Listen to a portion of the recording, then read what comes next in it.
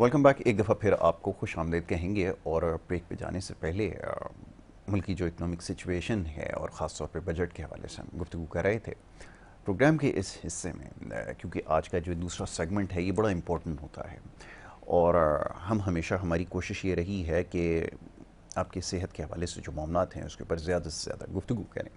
तो इसकी नौयत इसलिए मुख्तलिफ होती है क्योंकि इसमें हम आपकी जो नफ्सियात से जुड़े जो मामलात और मसाइल हैं इसके ऊपर गुफ्तगू कर रहे हैं और ये सिलसिला खुदा का शुक्र है बड़ा कामयाबी से जारी है। उसका ऐसे पता चलता है कि जो आपके पैगामात मौसूल हो रहे हैं, हमारी कोशिश होती है कि उसके ऊपर ही प्रोग्राम में गुफ्तगू की जाए। नफ्सियात से जुड़े बहुत सारे ऐसे मामलात हैं जिससे हम लाइल्म रहे, ताहम अब हम उसके बारे में जानना शुरू कर दिया है। तो कोशिश कर रहे हैं बीमारियों के हवाले से बात की जाए जो इनके इंसान की नफ्सियात से जुड़ी हैं। और मैं हमेशा ये बात कहता हूँ, जिस तरह जिस्म के किसी भी हिस्से को अगर कोई मसला हो, कोई बीमारी अगर आपको लाक होती है तो आप डॉक्टर से रुजू करते हैं। नफ्सियात का मामला भी कुछ ऐसा ही है। जब नफ्सियात से जुड़े कोई मामलात और मसाइल होते हैं तो उसके लिए आपको सही डॉक्टर का इंतखाब करना होता है। तो बहरहाल वो सही डॉक्टर जनाब शफीक यासीन साहब जो हमारे साथ शामिल रहते हैं, हम उनको हमेशा आज के दिन जो है मदऊ करते हैं प्रोग्राम के इस दूसरे हिस्से में। तो आज भी हमारे साथ डॉक्टर साहब मौजूद हैं, बट डॉक्टर साहब इस वक्त पाकिस्तान से बाहर है, ऑस्ट्रेलिया में है, तो वहाँ से हमारे साथ स्काइप के ज़रिए हमें ज्वाइन करेंगे। तो डॉक्टर साहब हमें ज्वाइन कर चुके हैं, उन्हें मैं वेलकम करता हूँ। Thank you so very much doctor साहब once again for being with us. Thanks for having me. Good to see you after a long time. ऐसा लगता है कि बहुत ब्रेक जो है वो हमारा आ जाता है एक फ्राइडे से दूसरे फ्राइडे तक। वेल डॉक्टर साहब, अब बात हो रही थी जो कुछ पिछले हफ्ते भी कुछ स्ट्रेस के हवाले से और ख़ास तौर पे जो माइनर्स हैं, ये टीनेजर्स हैं, इनके अंदर कुछ प्रॉब्लम्स जो है वो सामने आ रही हैं। हेल्थ के हवाले से कुछ क्वेश्चंस इस तरह के मौसूल हो रहे हैं कि मैं चाह रहा था इसके ऊपर भी बात कर ली जाए। और बड़ी अब एक अजीब सी बात है कि जो ज़्यादातर क्वेश्चंस आ रहे हैं वो बच्चों के हवाले से आ रहे हैं, टीनेजर्स के हवाले से आ रहे हैं। अब एक क्वेश्चन जो मेरे पास आया वो बड़ा इंटरेस्टिंग है, मैं चाह रहा था ज़रा इसके ऊपर जो है वो बात कर ली जाए। वो ये कि ये बच्चों की जो ईटिंग हैबिट्स हैं ये ख़राब होती जा रही हैं और वो फास्ट फूड और इस तरफ जो है बहुत ज़्यादा जो है उसकी टेंडेंसी बढ़ती जा रही है। अब एक केस ऐसा सामने आया जिसको ये प्रॉब्लम है कि अगर वो ज़्यादा ना खाए, ओवर ईटिंग ना करे, तो पता नहीं उसके साथ क्या होना शुरू हो जाता है। तो उसके पेरेंट्स जो हैं वो थोड़ा सा प्रॉब्लम में आ जाते हैं कि शायद इसके साथ कोई प्रॉब्लम है, तो उसको लेट गो कर रहे हैं और वो बहुत ज़्यादा ओबीस होता चला जा रहा है। ऐसी सिचुएशन में क्या किया जाए डॉक्टर साहब? वैसे और किसी डॉक्टर को रेकमेंड किया जाता है कि आप जाएं, किसी न्यूट्रिशनिस्ट के पास जाएं, लेकिन ये तो प्योरली मुझे लगता है कोई साइकोलॉजिकल इशू एक है। डॉक्टर साहब इसके बारे में थोड़ी सी बात हो जाए। जी नहीं, आप सही फरमा रहे हैं, बिल्कुल सही कह रहे हैं कि ये बहुत बड़ा इश्यू है इस वक्त। टीन एज में नहीं, यंगर एज के बच्चों में भी ये बहुत ही मसला बिगड़ता चला जा रहा है। आज से कुछ डिकेड्स पहले मैं नहीं समझता कि ये मसला इतना कॉमन था। इस पे असल में कुछ तो एनवायरनमेंट का भी ताल्लुक है। कुछ माँ राइट। बाप जल्दी गिव इन कर देते हैं बच्चों की ईटिंग हैबिट्स के हवाले से। असल में देखें, बच्चे चाहते हैं आजकल के एनवायरनमेंट में टीवी के एड, सोशल मीडिया वगैरह देखते हुए कि भाई फास्ट फूड, मॉडर्न फूड, बाहर का खाना, ये सारा उनकी डिमांड का हिस्सा होती हैं। जितनी ज़्यादा उनकी विजुअल उसमें अलग अलग तरह के खाने दिखाए जाते हैं बाहर के, उनको वो दिल चाहता है कि वो उस तरह के खाने खाएं। जी फिर ये वक्त के साथ साथ होता भी जा रहा है कि ना सिर्फ टीन एजर्स बल्कि उनके माँ बाप भी बाहर के खाने ज़्यादा प्रेफर कर रहे हैं, टेक अवेज ले रहे हैं। बच्चों में जो है ना इस तरह के फूड आम ग्रोसरी शॉप्स में नज़र आ रहे हैं, जैसे नूडल्स हैं, इंस्टेंट बने हुए नूडल्स, ये खाने, नगेट्स हैं। जी मतलब हम अपने ट्रेडिशनल फूड से हट गए हैं काफ़ी हद तक, जो कि मैं कहना चाह रहा हूँ घर के बनाए हुए खाने से हटते जा रहे हैं। एक तो ये कि बचपन से ये जो चीज़ चल रही है कि बच्चों के अंदर चले उसको भूख लग रही है लेकिन वो कह रहा है कि मैं घर का खाना नहीं खाऊंगा, मुझे मिर्चें लगती हैं, तो उसको आराम से क्रैकर्स दे दिए, चिप्स दे दिए, कैंडीज दे दी। ये चीज़ें जो है ना फिर वो आगे चल के प्रॉब्लम्स क्रिएट करती हैं बहुत यस ज़्यादा। एक तो ये है कि उनकी ब्रेन की नरिशमेंट में बहुत ज़्यादा नेगेटिव इम्पैक्ट आता है उसका। और फिर आगे चल के वही बच्चे टीनेज में जब एंटर होते हैं तो फिर डेफिनेटली जो है ना घर के खाने की आदत कम से कम होती चली जाती है और फिर वो इस तरह के फूड की आदत हो जाती है कि वो उससे इंस्टेंट ग्रेटिफिकेशन चाहते हैं। अच्छा, उससे मसला ये भी है कि जो जीआई के हिसाब से, ग्लूकोज इंडेक्स के हिसाब से, जो बहुत जल्दी आपको शुगर देते हैं या फिर कार्बोहाइड्रेट या फिर एनर्जी जो है वो जल्दी मिलती है, तो उससे एक बूस्ट मिलता है और वो एडिक्टिव भी होता है और डेंजरस भी होता है बहुत ज़्यादा साइकोलॉजिकली भी। क्योंकि होता ये है कि बच्चों में अब ये देखा जा रहा है कि वो चाहते हैं कि जल्दी से जल्दी खाएं, निकलें, चिप्स खा रहे हैं। सॉल्ट इनटेक और शुगर इनटेक दोनों ही बहुत बहुत नेगेटिव है, बहुत ज़्यादा नेगेटिव है। वो फिर इनके ब्रेन डेवलपमेंट के लिए भी सही नहीं है, ना ही एकेडमिक परफॉर्मेंस के लिए अच्छा है। राइट। और फिर होता ये है ना कि वो फिर खाते हैं इस तरह का, तो वो खाते चले जाते हैं जी। और सिर्फ इनका जो है ना मेटाबॉलिज्म पे इफेक्ट आता है, उनके वेट गेन होता है, उनकी सेल्फ इमेज पे इफेक्ट आता है, उनकी कॉन्फिडेंस जो है उस पर इफेक्ट आता है। तो ओवरऑल जो है ना देखा जाए तो बहुत से लेवल पे जो है ना डेट्रीमेंटल है, नेगेटिव है, फिजिकल हेल्थ के हवाले से भी और मेंटल हेल्थ के हवाले से भी। जो हमारी ईटिंग हैबिट्स हैं बचपन से लेके टीन एज के ग्रुप की बात हम कर रहे हैं, राइट। तो ये बात तो आप सही कह रहे हैं। फिर उसके ताल्लुक के बाद में आगे जाके ईटिंग डिसऑर्डर्स के हवाले से भी रेलेवेंट है और इम्पोर्टेंट है, जहाँ पर एक दफ़ा ही डिस्टॉर्शन आ जाती है या फिर वेट गेन बहुत बढ़ जाता है, तो फिर उसको कंट्रोल करने के लिए फिर वो बिल्कुल नेगेटिव और डिफरेंट डायरेक्शन पे चले आते हैं और उसका भी बहुत नेगेटिव इम्पैक्ट होता है साइकोलॉजिकल हेल्थ पे। बिल्कुल ठीक है। तो डॉक्टर साहब, अब ऐसी सूरत में क्या किया जाए, क्योंकि हम तो ये एक बहुत बड़ा प्रॉब्लम हो गया, ये किसी एक बच्चे के साथ नहीं है, ज़्यादातर मैं देख रहा हूँ कि ये टेंडेंसीज की बढ़ती जा रही है। इसमें क्या करने की ज़रूरत होती है? काउंसलिंग की ज़रूरत है आपके ख़्याल में, या फिर पेरेंट्स का इसमें ज़्यादा कसूर है बच्चे से ज़्यादा कि उनकी काउंसलिंग की जाए? क्योंकि ये तो प्रॉब्लम एक बनता चला जा रहा है और बहुत तेज़ी से इसमें इजाफा हो रहा है और फिर इसी से रिलेटेड और दीगर प्रॉब्लम्स भी आना शुरू हो गए हैं। मैं चाहूँगा ज़रा बिल्कुल इसके ऊपर भी बात हो। जी। बिल्कुल। इसका जवाब जो है ना वो अगर आसान तरीके से मैं देना चाहूँ तो वो ये कि एक तो बच्चे की एज ग्रुप क्या है, जी। जी। दूसरा ये कि वो प्रॉब्लम कितनी ज़्यादा सीवियर हो गई हाँ। हाँ। है। और तो इस पे बड़ा इफेक्ट पड़ता है, क्योंकि बच्चा अभी भी यंग एज में है और माँ बाप जो है उनको ज़्यादा काउंसलिंग की जाए कि बच्चों के लिए क्या हेल्दी डाइट है, क्या उनको खाना चाहिए।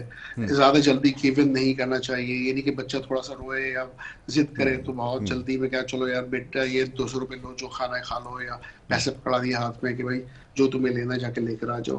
तो I think they need to be assertive.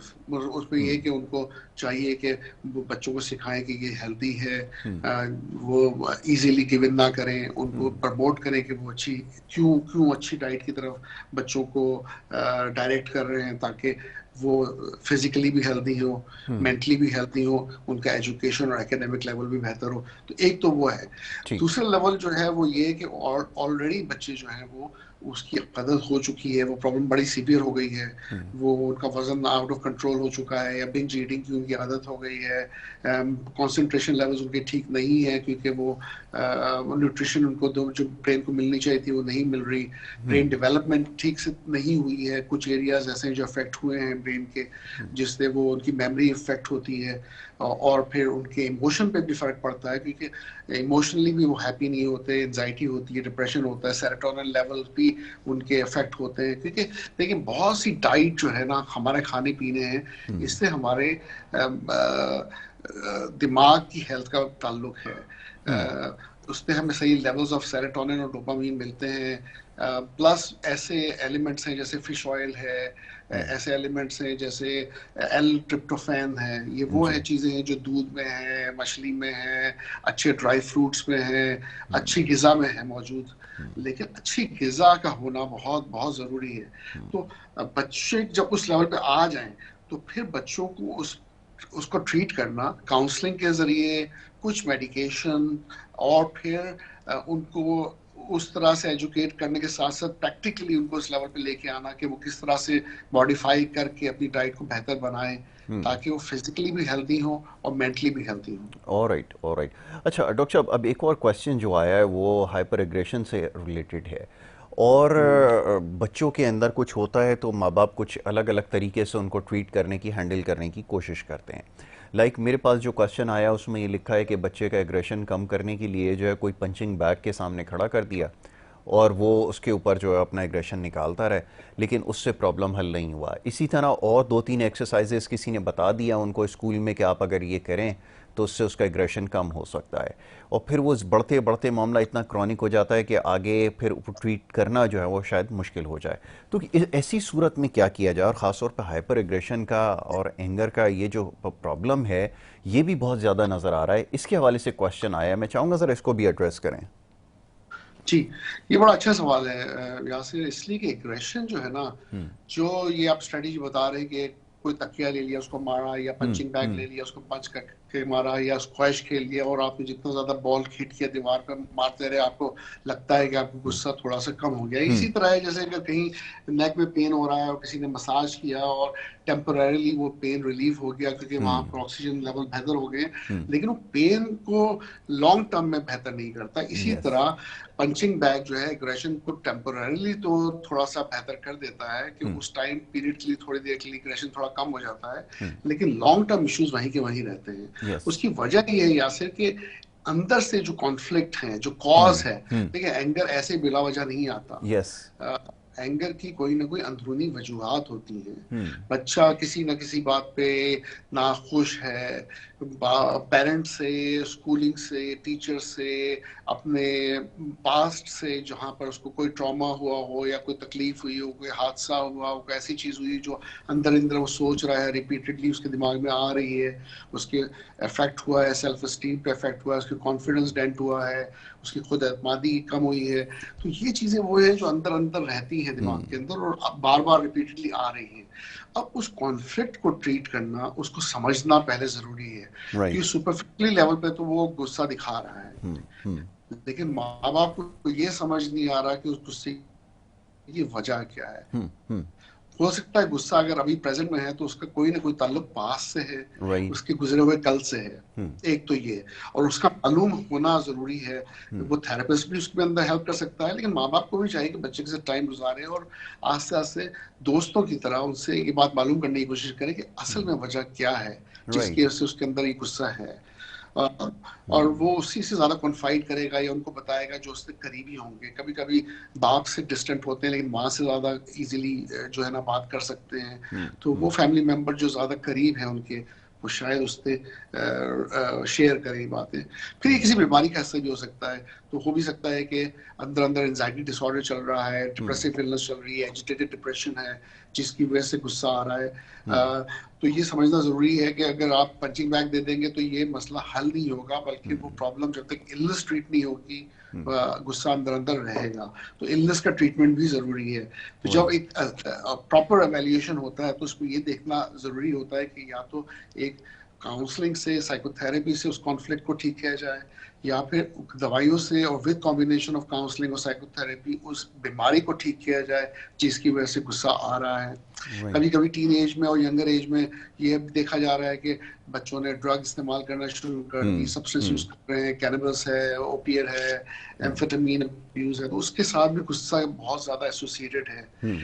और ये भी वार्निंग साइन होता है कि बच्चा अगर पहले खुश था, गुस्सा नहीं करता था, फिर अचानक से उसके अंदर गुस्सा आने लगा है, तो ये मालूम करना जरूरी है कि क्या वजह है, और उसकी एक वजह ड्रग्स भी हो सकती है।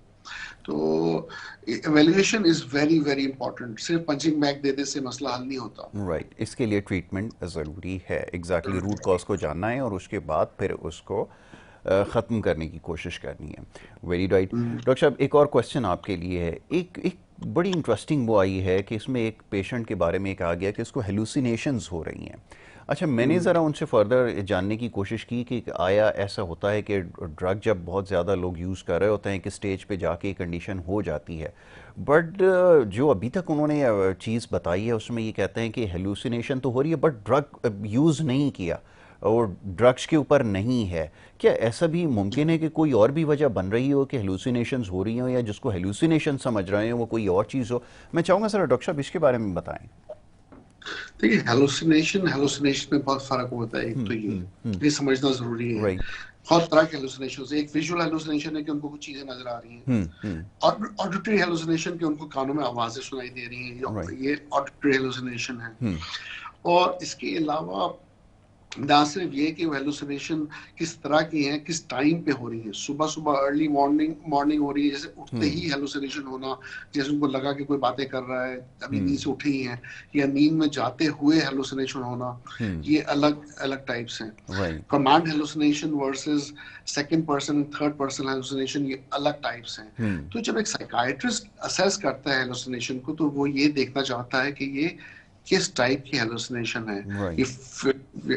अच्छा, मैं क्यों ये कहना चाह रहा हूँ उसको मैं इसी अल्फाज में समझाना चाहूंगा पब्लिक के जी। लिए कि देखिए, अगर विजुअल हेलुसिनेशन है, जैसे किसी को नजर आ रही है चीजें, जी।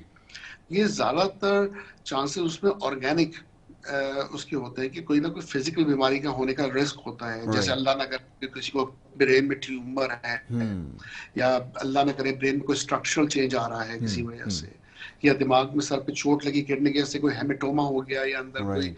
मिड लाइन शिफ्ट हो रहा है, तो उसकी वजह से विजुअल हेलुसिनेशन ज्यादातर होते राइट। हैं। ड्रग्स में भी जब लेते हैं ना, तो डिलीरियम में जाते हुए, जैसे कंफ्यूजन में जाते हुए विजुअल हेलुसिनेशंस का होना कॉमन है। ये राइट। चीजें नजर आ रही हैं, एक तो ये। लेकिन जहां आवाजें आती हैं कान में और चीजें नजर नहीं आ रही, वो ज्यादातर इंडिकेट करते हैं साइकोपैथोलॉजी को, जिसका ताल्लुक नफ्सियात की डिफरेंट बीमारियों से है, जैसे डिप्रेशन विद साइकोसिस है, या स्किज़ोफ्रेनिया की बीमारी है, या स्किज़ोअफेक्टिव इलनेस है, या बाइपोलर इलनेस है विद साइकोसिस के, तो उसमें ऑडिटरी हेलुसिनेशंस होती हैं। एक तो ये। राइट। अच्छा, ये भी समझना जरूरी है कि जैसे मैं बता रहा था कि सुबह सुबह उठते ही किसी को कानों में आवाजें आना, या सोने से जस्ट पहले, इनको कहते हैं हिप्नोपॉम्पिक हेलुसिनेशन और हिप्नोगोगिक आई हेलुसिनेशन। सी। ये कॉमन होती है, कॉमन पॉपुलेशन में हो सकती है, आम इंसान को हो सकती है, और इसमें परेशान होने की बात नहीं है कि सोते सोते में अगर इस तरह का भी एहसास हो कि मुझे कानों में आवाजें आई जो कि एग्जिस्ट नहीं करती थी रियलिटी में, this can common hallucination and normal hallucination. बिल्कुल ठीक है। डॉक्टर साहब, एक क्वेश्चन, एक बड़ा आइसोलेशन का एक पेशेंट है, अब वो एक ऐसे सिंड्रोम में है जिसको किसी किस्म की कोई होप नज़र नहीं आ रही, और वो ये कहते हैं, वो ये चाहते हैं, जिन्होंने क्वेश्चन भेजा है, कि अब ऐसे पेशेंट को ये भी कन्विंस करना मुश्किल है कि ये एक बीमारी है और इसको ट्रीटमेंट की ज़रूरत है। डॉक्टर साहब, इसको क्या नाम दिया जाएगा, और ऐसे केसेस क्यों होते हैं, ये जो बहुत ज़्यादा होपलेस अचानक से हो जाना, और इस सिंड्रोम में इस स्टेट में चले जाना कि कोई चीज़ जो है वो अब समझ में नहीं आ रही होती, और फिर that actually leads to suicide, और इस तरह के प्रॉब्लम तक भी वो चला जाता है। क्या इसको नाम दिया जाए डॉक्टर साहब? Severe depression. देखिए, होता ये है ना, देखिए डिप्रेशन की जो है ना डिफरेंट लेवल्स हैं, और depression itself can be part of many different psychiatric illness. अच्छा, दोनों चीजों में मैं इसलिए कह रहा हूँ कि खाली अगर हम डिप्रेसिव इलनेस को एक ले लें खाली, तो उसमें एक माइल्ड फॉर्म होती है, एक एडजस्टमेंट डिसऑर्डर होता है कि कोई तकलीफ या प्रॉब्लम आई और फिर इंसान आस्ते आस्ते उस प्रॉब्लम से निकल आता है, उस डिप्रेशन से निकल आता है वक्त के साथ साथ। मॉडरेट कैटेगरी का डिप्रेशन होता है, और फिर एक सीवियर कैटेगरी का होता है कि बिल्कुल डीप डिप्रेशन है, इतना ज्यादा डिप्रेशन है कि हमारी जो कॉग्निशन है, हमारी सोचे जो हैं, वो हर लेवल पे, चाहे वो पास्ट के हवाले से हो, चाहे वो प्रेजेंट के हवाले से हो, या फ्यूचर के हवाले से हो, बिल्कुल नेगेटिव हो जाती है। राइट। और उसमें ये हो जाता है कि पास्ट के हवाले से वो अपने आप को ब्लेम करते हैं कि हमने ये फैसले गलत किए थे, अगर हम ये नहीं करते तो शायद कुछ और होता। हम वो गिल्ट फील करते हैं या ब्लेम करते हैं अपने आप को, ये पास्ट के सोचे हैं। पेसिमिज्म आ जाता है, नेगेटिविटी आ जाती है। फिर फ्यूचर के हवाले से होपलेसनेस, जैसे आप कह रहे थे, कोई होप नहीं है, जी। तो उनको लगता है कि हर चीज अब खत्म हो गई है, अब आगे कुछ ठीक नहीं होने वाला है, अब कोई फायदा नहीं है, जिंदा रहने का फायदा नहीं है। ये वो पॉइंट होता है जब इंसान खुदकुशी की तरफ जाना शुरू हो जाता है। तो होपलेसनेस जो है ना, बहुत ही खतरनाक है। नाउमीदी जो है ना, ये पहला स्टेप है टुवर्ड सुसाइड। जी। कि जी। जितनी ज्यादा नाउमीदी बढ़ती है ना, उतना ज्यादा रिस्क ऑफ सुसाइड भी बढ़ता है साथ साथ। अच्छा, उसके साथ होता क्या है कि जी। जितनी जी। ज्यादा सोचें नेगेटिव होगी ना, हमारी जजमेंट भी इम्पेयर्ड हो जाती है, हमारी हमारे फैसले करने का जो है ना तरीका, वो बिल्कुल एबनॉर्मल हो जाता है। हम इससे गलत फैसले करने लगते हैं, गलत नतीजों पे पहुंच जाते हैं। और उसके साथ फिर ये होता है कि इंसान ये सोचता है कि अब कोई फायदा नहीं है किसी ट्रीटमेंट को लेने का, इसलिए कि कुछ भी कर लो, अब मैं ठीक होने वाला नहीं हूँ। बिल्कुल ठीक। इसका देन ताल्लुक इनसाइड से भी है, कि वो समझना कि मैं ठीक हो सकता हूँ, ये केमिकल इम्बैलेंस है, इसका ट्रीटमेंट पॉसिबल है अगर मैं सही फिजिशियन या डॉक्टर के पास जाऊँ, साइकाइट्रिस्ट के पास। दवाइयाँ और काउंसलिंग हमारी आस्ते आस्ते ठीक कर देगी। ये चीज़ जो है ना, वो समझाने से भी कभी कभी नहीं आती। बिल्कुल। उन फैमिलीज को मैं खास तौर पे कहना चाहूंगा जो इस पोजीशन में है, जिनके कोई ना कोई घर वाले जिनसे वो प्यार करते हैं बिल्कुल नाउमीद हो चुके हैं। कभी हम्म, कभी हमें फैसले अपने हाथ में लेने पड़ते हैं, इसलिए कि आप उनको जितना मर्जी समझा लेंगे ना, वो जी, नाउमीद ही रहेंगे। बिल्कुल बिल्कुल। समझाने से ये मसला हल नहीं होगा। उनको जबरदस्ती इलाज की जरूरत है, उनको लाना पड़ता है, उनको कभी कभी अगेंस्ट देयर विश, उनके ख्वाहिश के, मतलब वो इस डर जाते हैं कि अगर हम बगैर, वो नहीं चाहता इलाज कराना तो हम जबरदस्ती नहीं कर सकते। जी। लेकिन इन चीजों में जबरदस्ती करनी पड़ती है, उनकी हम्म, कंसेंट के बगैर उनका इलाज करना पड़ता है। और फिर बाद में उनको एहसास होता है कि हाँ हम गलत सोच रहे थे, हम बहुत ज्यादा नाउमीद हो गए थे, ऐसा हम्म, मसला नहीं था।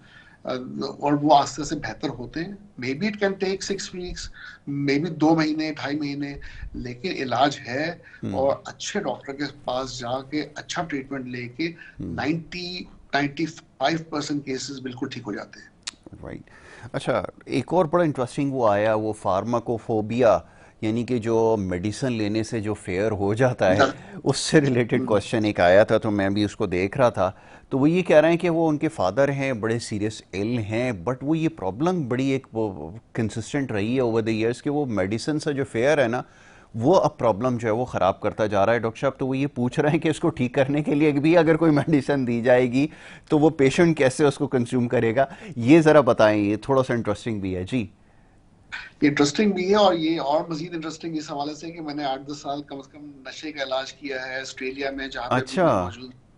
तो यहाँ पर मैंने एक चीज देखी थी जो जो मैं बड़ा हैरान हुआ था, क्योंकि हम्म, जब मैंने शुरू में इलाज शुरू किया नशे के पेशेंट्स का, तो मैं समझता था कि खुद इतना नशा लेते हैं, इतनी ड्रग्स लेते हैं, हम्म। इनको कम से कम दवाइयों से फेयर नहीं होगा। राइट। लेकिन लेकिन वो पेशेंट्स जो कि एम्फेटामिन की टेबलेट्स ले रहे थे, जो ड्रग ले रहे थे, हम्म, आइस लेते थे, क्रिस्टल लेते थे, वो जब डॉक्टर के पास, जब मैं उनको देखता था, कहते थे हमें यार ये एंटी डिप्रेसेंट्स नहीं चाहिए, हमें ये दवाई नहीं हम्म, चाहिए, हमें खौफ आता है, हमें दवाइयों का एडिक्ट नहीं होना है, हम्म, हम दवाई खाना नहीं चाहते। तो उनके अंदर भी ये फोबिया होता है। हम्म। अच्छा, इस फोबिया का जो है ना, सिंपली डिफरेंट लेवल पे इलाज है। राइट। एक इलाज तो डेफिनेटली साइको एजुकेशन है, कि आपको काउंसिल करना है, उनको समझाना है, उनको प्रोज एंड कॉन्स बताने हैं। क्योंकि हम्म। तराजू का एक पलड़ा होता है ना, उसमें यस। आपको देखना होता है कि जब एक दवाई दी जा रही है तो उसके कितने फायदे हैं हम्म, और हम्म, क्या नुकसान है। ये बात तो मैं हर पेशेंट की मानता हूँ कि हर दवाई, चाहे वो पैरासीटामोल की गोली क्यों ना हो, हम्म, वो नुकसान उसका होता है। अगर हम्म, उसके आप लीफलेट पढ़ना शुरू कर देंगे, उसके इतने इतने ज्यादा नुकसान की पॉसिबिलिटीज हैं कि लोग तो फिर डर के मारे पैरासीटामोल भी नहीं खाएंगे, पैनाडोल भी नहीं खाएंगे।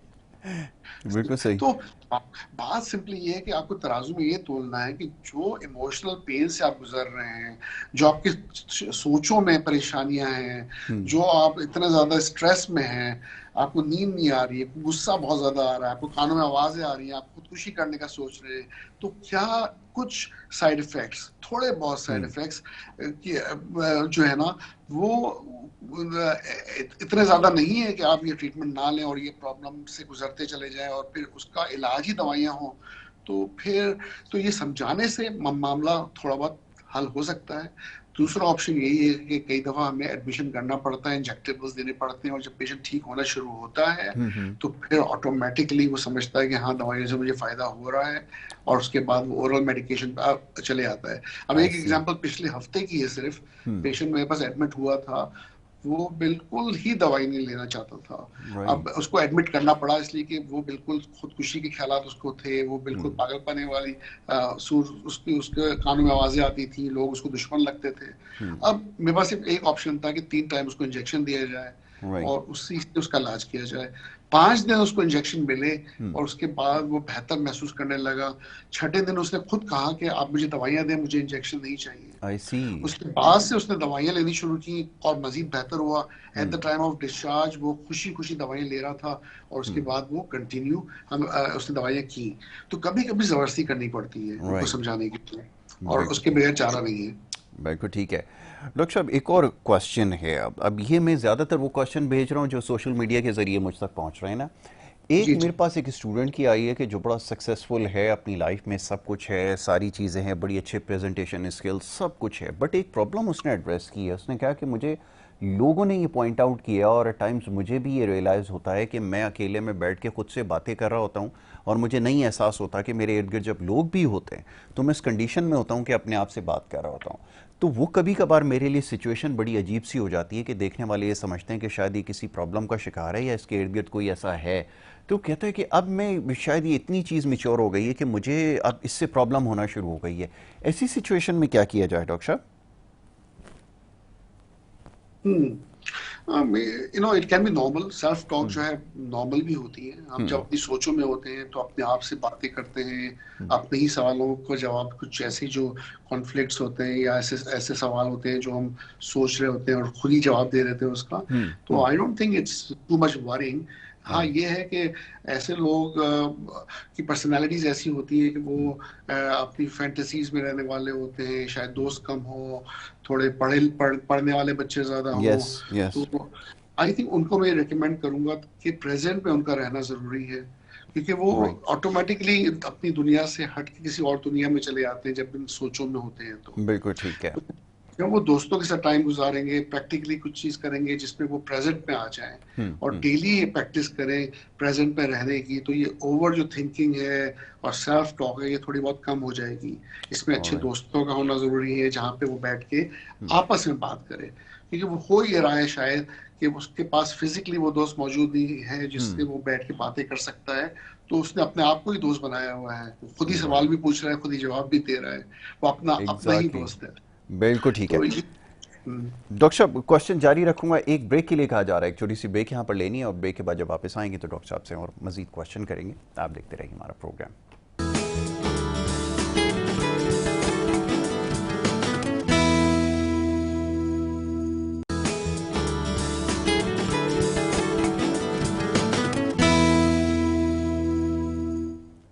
वेलकम बैक जी। एक दफ़ा फिर आपको खुशामदीद कहेंगे। ब्रेक पे जाने से पहले गुफ्तगू जारी थी। डॉक्टर शफीक यासीन साहब जो हैं वो हमारे साथ स्काइप के ज़रिए मौजूद थे, एक दफ़ा फिर हमें ज्वाइन करेंगे और उनसे हम आपके जो सवालात हमें मौसूल हो रहे हैं उसके ऊपर हम गुफ्तगू कर रहे थे।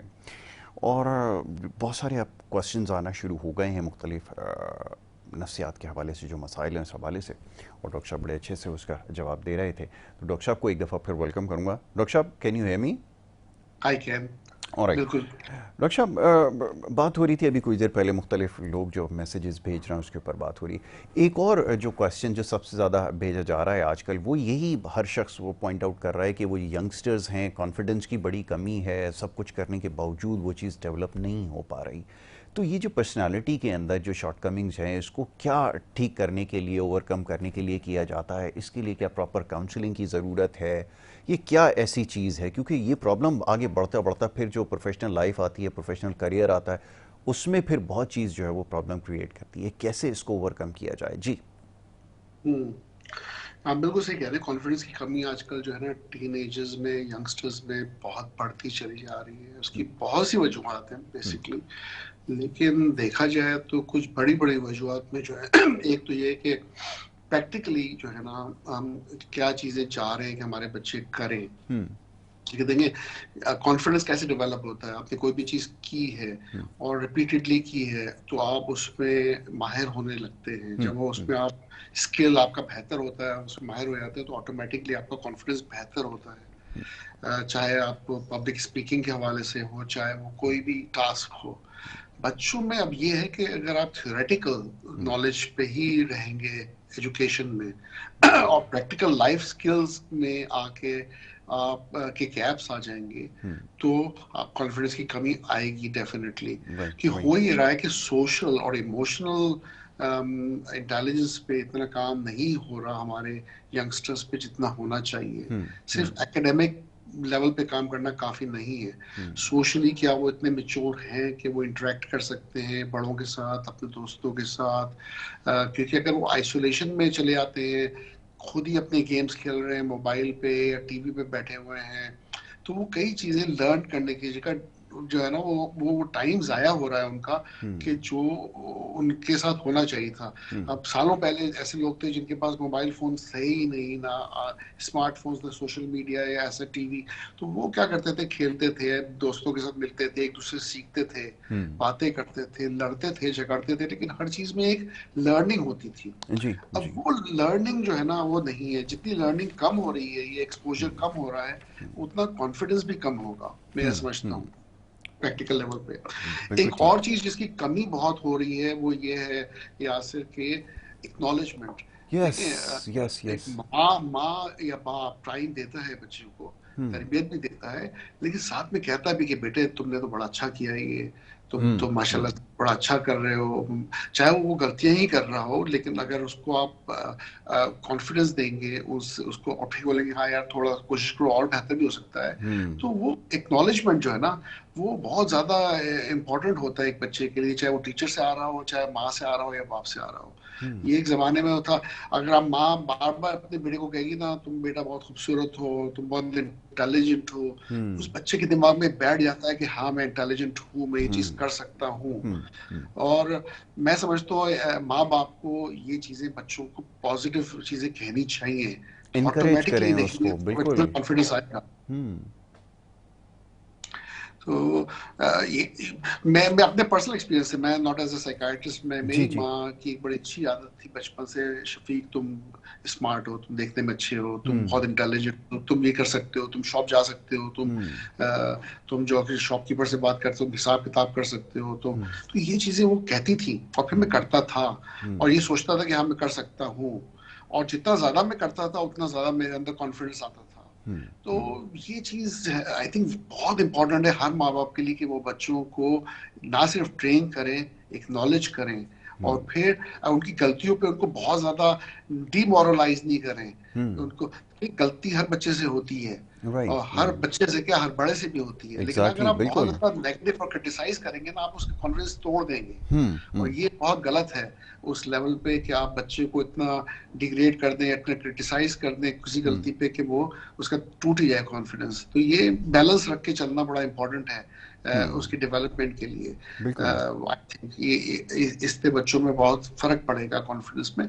प्लस फिर हम्म ब्रेन डेवलपमेंट के हवाले से मैं पहले भी कह चुका हूँ कि बहुत सी ऐसे नरिशमेंट्स हैं, न्यूट्रिशंस हैं, बच्चों को देना चाहिए। फिश ऑयल है, मछली खाना इंपॉर्टेंट है, दूध पीना हम्म। इंपॉर्टेंट है, अच्छी ग़िज़ा लेना इंपॉर्टेंट है, यस। विटामिन डी, सूरज की रोशनी बड़ी इंपॉर्टेंट है, पानी पीना बड़ा इंपॉर्टेंट है। ये सब चीज़ें भी जो है ना ऑटोमेटिकली ब्रेन की डेवलपमेंट में पॉजिटिव असरात लेकर आएंगी। जब ब्रेन डेवलपमेंट अच्छी होगी तो वो चीज़ों को डील कर सकेगा, कोप कर सकेगा, और वो फिर ऑटोमेटिकली जब वो कोप कर सकेगा तो वो उसका कॉन्फिडेंस भी ऊपर की तरफ जाएगा। ऑलराइट।